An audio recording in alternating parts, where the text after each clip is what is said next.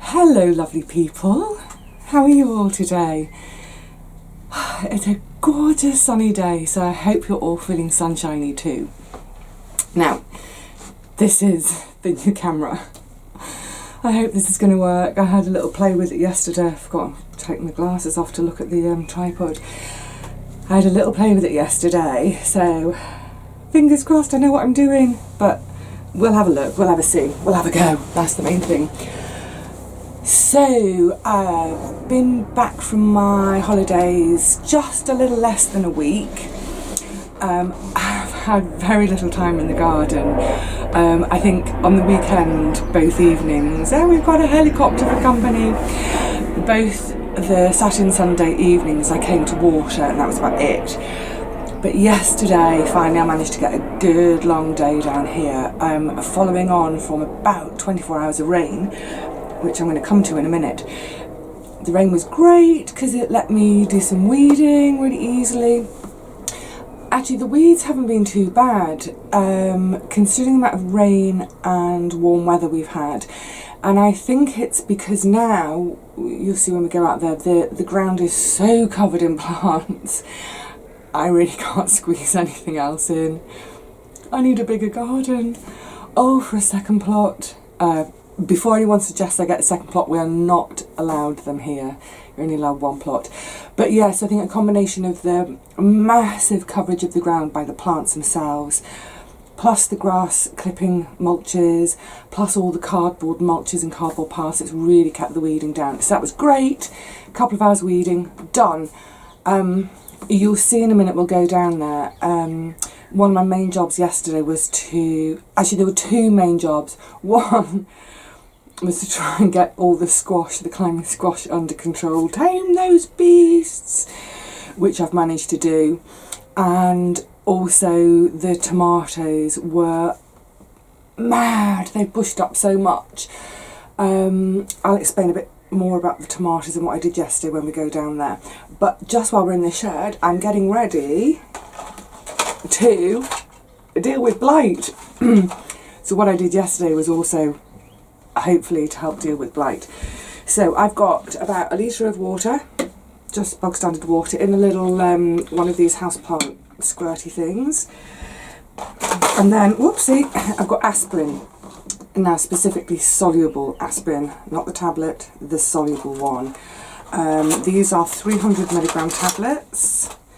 I'm going to take one out. I'm going to pop it in that bottle, put the lid back on, let it dissolve, and then I'll give it a shake up. And this I'm going to use now as a foliar spray on the tomatoes. So it's thought that aspirin spray can help in terms of, it's not going to prevent blight, but just help the plants fight it off a bit. So last year on our site, it was the first time I tried it last year, and it worked, I think, really well, because I had my tomato plants going blight free for about 4 weeks after virtually all the other plot holders had to take their plants out and burn them. I'm going to try and explain how it works, if I can remember. So basically, spraying them with the aspirin, the tomato plant experiences a momentary shock that it's sort of under attack, and it releases a type of hormone to, I suppose, much in the same way that if we had a shock or came under attack, we would release adrenaline. So I think everyone's familiar with the phrase fight or flight response. So when we release adrenaline, all sorts of things happen physiologically, which I'm not going to go into because this isn't a physiology lesson. But it means that in that moment of stress, we're better able to cope, run a bit faster, be a bit stronger. You know, you hear stories of people lifting cars when someone's trapped underneath, that sort of thing. So it's the same principle in the tomatoes, that I'm going to give them a bit of a shock and a bit of a stress with the spray.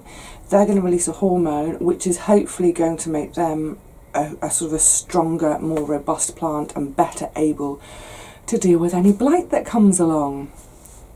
That's the plan. And like I say, last year I did feel it worked for me. So I'm just going to go and take you to the tomatoes. There's loads to do today, but we'll start with the tomatoes so I can explain what I did yesterday. And I'm going to try with this new camera. This is supposed to be a quick release from the tripod. Let's see how that works. I'm coming in. Hello everyone. Shall we have a cuddle? It worked. Okay, so let us go for a little perambule into the gorgeousness that is also known as the garden. Such a beautiful morning.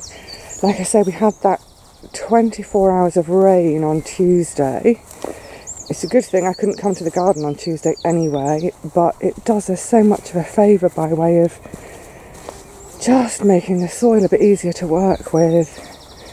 Okay, so let's go and check out these Tommies. Oh, it's all getting so overgrown and lush, it's wonderful. Oh, nearly tripped. Okay, so I don't know how much you will get from there, but what I've done, if we go down the stem of this one, you'll see most of the foliage from the bottom has now been removed. A lot of it was kind of dying back anyway, and then with the foliage higher up, you see this leaf, I've actually chopped it in half, so I've removed the end. So you can see now, compared with that video I shot when I just came back from holidays, there's a lot more space. You see there's so much more space between each plant. The idea with that is that the air can sort of circulate around them. The perfect example actually was yesterday. So the rain stopped about 7 a.m. I started pruning and staking this at about 2, so 7 hours later. And right in the sort of in the centre here, the leaves were still really, really wet, but also warm. And that wet and warmth is absolutely, it's like nectar for blight. They love it wet and warm. So the idea is that if it does rain, with much more air circulating, then the leaves dry more quickly, and hopefully that helps us to stave off the blight. Look, they suddenly look so bare and skinny, don't they? But it's for their own good. So I'm going to get on and spray now, and then we'll catch up with other parts of the garden. Oh, I'm just looking. Sorry guys, I've just seen, as I'm nattering to you lot. So let me just show you from this side. So I'm just seeing where I'm stepping. So you see the cucumbers, I've put them all to climb now because they're all on the floor. I mean, they've come so far up, I've actually had to, you see, I've actually had to put strings to keep them. But what I just spotted, where did I see it? Oh yes, come on, tuck in. Come on everyone, let's go on the hunt. Look, the first cuke. Isn't that gorgeous? Now the only thing is, I haven't got any tomatoes yet. What am I going to do with it? Oh, I know. I've got an idea. Follow me. Let's just get out of the cuke bed. Oh my goodness, you have to kind of slinky malinky around the plot at the moment. There's so much stuff. Now I just remembered over here I've got coming, there are some under there. Can you see? Look, all the blackberries. So what I think I'll do with the cuke is I'll do half and half over a couple of days. Half your cucumber, handful of blackberries. I've got some frozen raspberries and frozen white currants from last year still in the freezer. So some frozen berries, fresh blackberries, half a cucumber and a scoop of oats for a morning smoothie. And some of the fat hen can chuck in as well because I don't have any spinach grown yet. Yay! I'm going to have a smoothie in the morning. Okay, right, well for now I'm going to go and spray those toms, and then we're going to move to the calendula patch and the potato patch. See you in a minute. Gosh, it's such a happy sight. So I've missed the first flush of them because they flowered and already started going to seed before I got back from my holiday. But it's the perfect time for harvesting some now. I like to do it about sort of 9-10 a.m. once the sun's up and bright, the nighttime dew has disappeared, the flowers are fully open. Such a lovely job. Such a lovely job. So I tend to cut them back to the next little shoot that I can see, and by doing this obviously I'm going to get a great harvest, but I'm going to just keep encouraging more and more and more and more and more flowers. It's not a job for rushing, it's a job for quietly enjoying. So you see I'm cutting the flower with quite a bit of stem, but there, just where I've cut it, there's a little shoot coming, so that'll give me my next flower. Woo!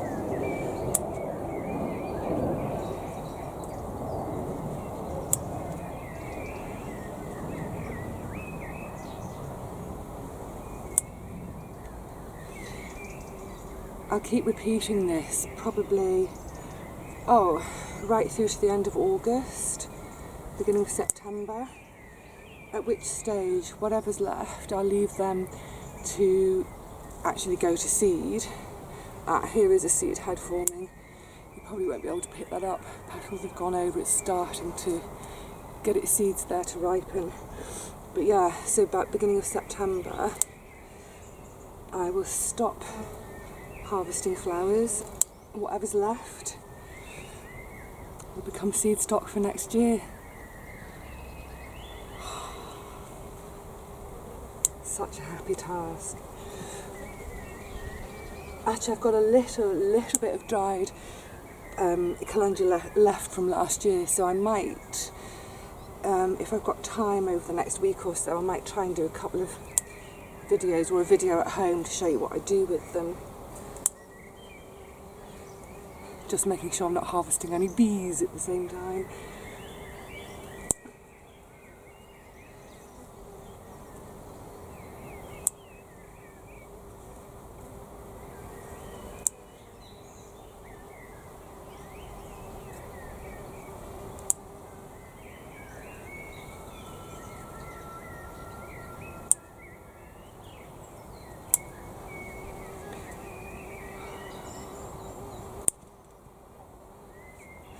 The bees are going mad. Oh, it's lovely. Oh.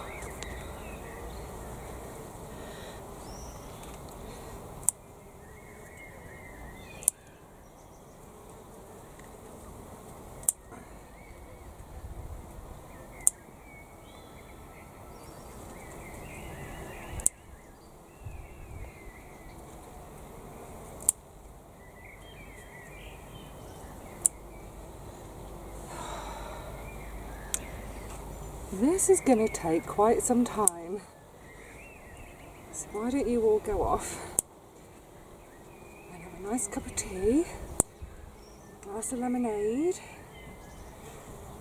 or a glass of Pimm's, it's that time of year, whilst I get on. Actually, it's lovely just to watch the bees and listen to the bees. See them over there in the chickpea flowers too. Happy days. Gosh, it's a warm day. It's beautiful. I've had a bit of a change of mind, a bit of a change of heart about the quinoa. So it's been growing really well. Gosh, I hope you guys won't be disappointed. I'm going to pull it out. Thing is, a couple of nights ago I had some quinoa left in the kitchen that I used at my supper, and as I was eating it I was thinking, I don't really enjoy it that much, not compared with say rice or my beans and lentils and that sort of thing. And then yesterday when I was down here, I was kind of thinking about, up by the cold frame, I've got all the brassicas waiting to go in from once the onions come out, but also some of them will go here where the new potatoes are, which I'll show you in a sec. And I was just looking at this space that the quinoa's taking up and thinking, it's a lot of space. I could get, 10 cabbages in there, or even more with the kale because it's so narrow and grows upright. So, I was also thinking about what I'll have over the winter. So I'm going to have masses of beans. The beans are doing really well this year, much better than last year, thank goodness. So I'll have loads of dried beans. I'm going to have some potatoes stored. I'll have all the squash. I'll have all my bottled tomatoes. I'll have onions. There will be a lot. And then in the ground I'll have carrots and parsnips over winter and some brassicas. But I was thinking, actually, I'd quite like to have more green stuff in over the winter. So, for the amount of space it's taking up, for the effort I'll have to put into threshing and winnowing, for the amount of food I'm going to get out of it, I've decided they're going to go, and I'm going to put some Calendula Harvest, I think, in that lovely cut and come again kale. I think in any other year I might have been a bit more, I might have kind of said, we'll keep going with it, we'll keep going. But with this year, trying to make sure that this whole site feeds me for the whole year, I've decided it's not the year to experiment. I'm so sorry. I will, however, harvest the leaves and use them like spinach. So earlier on I was saying with that cucumber and the blackberries, I'll chuck some quinoa leaves in the smoothie as well. Really good for iron, really good on protein. Yay! So all is not lost, I'm just not going to be harvesting it for the seed. Really sorry. Now, I'm going to start digging out some potatoes today. Some of the new potatoes. Just a quick word about storing, sort of harvesting and storing. So they've had about 120 days now, 4 months since St. Patrick's Day, so this should be good and ready. I could have had some out earlier. Thing is, if you've still got green tops on them and you have them out, it's best to use them straight away, because while the tops are still green, the skins won't have quite cured or sort of toughened up. And if you're wanting to store, you want a really, really good skin, because that's what's going to keep it happy and healthy in a dark sack in a dark place. So most of these have now gone over, so any that have got green tops still I'll use in the next couple of weeks. The rest can be stored. The main crop I'll actually leave them in the ground for ages. I mean, if you've got a problem with slugs and eelworm and that sort of thing, you might want to get them out so they don't get damaged. But I don't seem to have an issue with that here, and the calendula helps with that too. It's the marigolds, the tagetes. So shall we see if there's anything under the plants? Or I absolutely love root crops, purely for the buried treasure excitement of digging them up. Oh, let's hope there's something. Oh, there is something.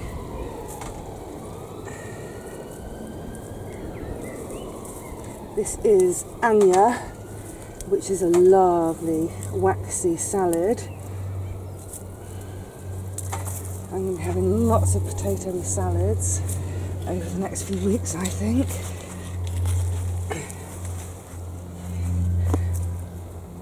Oh, it's treasure, isn't it? I think I said in my blog once that when we're digging up our spuds, we should do it with the pirate accent, because we're finding treasure in it. I'm finding my treasure. Was that it?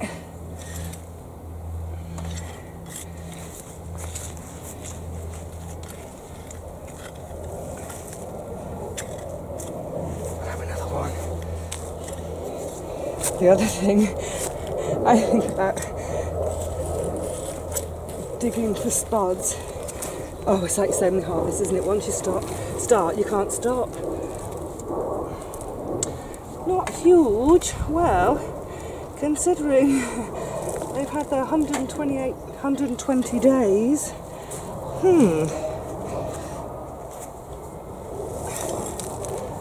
Is that it? No, surely not. That's disappointing. Let's try the next one. And that's the other thing. You've got to be prepared for disappointment. Oy vey.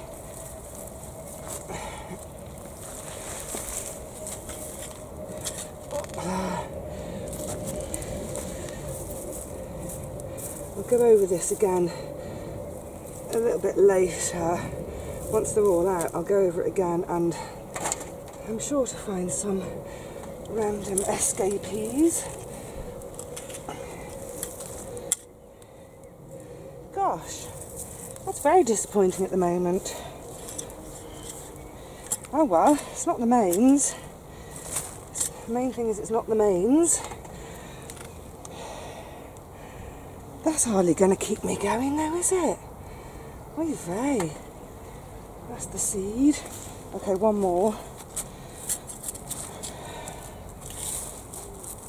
You probably can't see now, can you?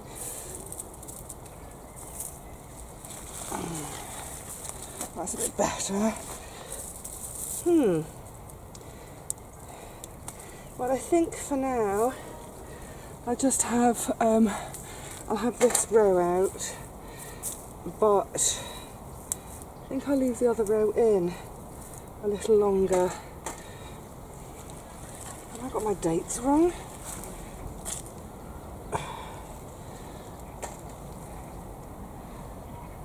Have I? I don't know.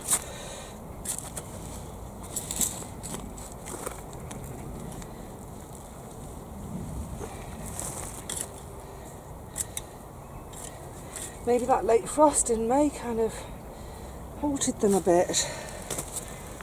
Oh dear. Well, that, I've got to say, is rather disappointing. I mean, it'll feed me, but that's what, it's 2 meals from 1, 2, 3, is that 3 or 4 plants? Oh, Calendula. Well, that's just goes to show, doesn't it? Where are you guys down here? You sometimes, there you are. That's the thing with gardening. One minute you're dead excited about something, and the next you're a bit, oh. But don't let it put you off, because even one of these little fellas grown by my own fair hands and my own fair soil is better than going to the shops, isn't it? And I think it's one of those things where you say, okay, I'm not going to have so many spuds, fine. I'm going to have loads of beans, just change the kind of recipes I do. It's all right, isn't it? Yeah. And it's a beautiful day. I'm not going to be miserable. I'm going to get these home and eat them. After I've harvested some beans, some peas, etc., etc. See you in a mo. Oh, if only there was such a thing as smelly vision. Isn't that a sight to behold? These flowers are just driving me insane with their scent. Beautiful. It's so lovely having the flowers about. The bees love them. I love them. People walking past the plot love them. It's all so blooming marvellous at the moment. So, I've had my little harvest. I've done a few of the little jobs I wanted to do today. Kind of half eyeing up a couple of peppers over there, but I think I'll leave them to get a bit bigger. One of the things sorry, that lip smacks sound like an orangutan. One of the things I tend to do when I'm harvesting is, at this stage of the year, I just I kind of harvest for 2 or 3 days worth of eating. It's nothing's at sort of rampant glut stage yet, so it's not like doing the big harvest and then taking home and freezing. So what I try to do is, as I've done today, so there's the first little bit of Calendula Harvest. They will just go in the shed now to dry. And I've just grabbed myself some of the Helder, which are the climbing flat. Most of these will be for drying, but I do take a few green at this stage. Here's the lovely Rocking Core, that's the Dwarf French, really beautiful. Now both of these will be really yum in a salad. I'll just steam them for sort of 5 minutes or so. Got a handful of peas. There's a red onion which one of the foxes had pulled out of the ground. Look, there's actually no root on it. So what I'll do in the next couple of days, I'll be sort of having salady, potato salady bits and pieces. Oh, and my cuke. So remember my cuke, and I've just grabbed a few of the blackberries. It's that time of year when you need to bring your Tupperware to the garden every time. And then just the last word on the spuds. I haven't really bothered to remove much of the soil because it'll rub off in the sack. So I'm actually going to leave these guys out in the sunshine for the next few hours. I have to dash off now. I can't stay in the garden. Hopefully I can come back later to water if it needs it, but in the meantime I'm just going to leave these out in the sun, and that will help to further cure the skins to make them better for storage. Weirdly, as I continued in that row that you saw me starting to dig, the spuds were getting better and better the further up the row I went. So some, really nice, decent sized ones. Yummy. Can't wait to get stuck in. So yeah, harvesting, I sort of do my garden jobs, then do a quick bit of harvesting so nothing's sitting around for too long. Get it home, and like I say, this is all for eating in the next 2 or 3 days. If you're harvesting and you're doing really big amounts, I'm just going to bring you guys back around. I'm going to sit down, it's a bit warm and sticky. Yeah, if you're harvesting and you're doing quite big amounts, whereby it's not all going to be eaten in 2 or 3 days, in other words, you're going to need to freeze, bottle, whatever it is, just, especially if you've only got 1 day off. This is what I used to find when I was working full time. I'd say have the Tuesday off, and I'd want to spend all day in the garden. But it's that time of year now when you need to allow yourself some time in the kitchen, because all this work that you've put in over the spring and early summer, it's now coming to fruition, and now is when you're going to start to spend more time in the kitchen, storing it, preserving it. So I hope you're all having lovely harvests. I'm absolutely loving the garden this year. I think it's the best I've had it. We just seem to be having a really good year in terms of the weather, really warm. I love the varieties I've got going on, and I just love the fact that it's all doing its own thing and feeding me. So I'm going to go off and feed myself. So in the meantime, I'll say cheerio, happy harvesting, happy cooking, happy bottling, happy hours in the kitchen, and I'll see you all again really soon, I hope. And I hope this video worked on this new camera. Bye for now.